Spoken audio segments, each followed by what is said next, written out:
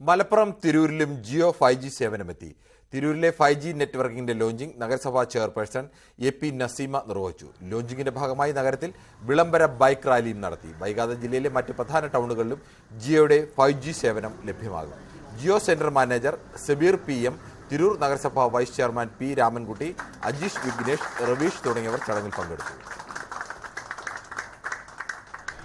എന്തായാലും ഒരുപാട് സന്തോഷമുണ്ട്. നമ്മുടെ തിരൂരിൽ ജിയോൻ്റെ 5G ഇന്ന് ലോഞ്ചിങ് നടത്തിയിരിക്കുകയാണ്.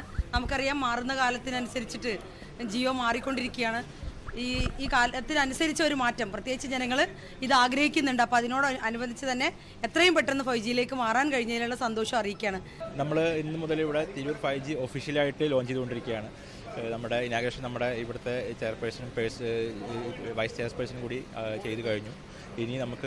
ഇനി മുതലുള്ള ദിവസങ്ങളിൽ നമ്മുടെ എല്ലാ സൈറ്റ്സും നമ്മൾ എത്രയും വേഗം 5G നെറ്റ്വർക്കിലേക്ക് സ്റ്റാർട്ടാവാൻ പോവുകയാണ്. ഇപ്പോൾ വേൾഡ് വൈഡ് നോക്കുകയാണെങ്കിൽ തന്നെ ഒരുപാട് കമ്പനികളൊന്നും ഇത് പ്രാവർത്തികമാക്കിയിട്ടില്ല.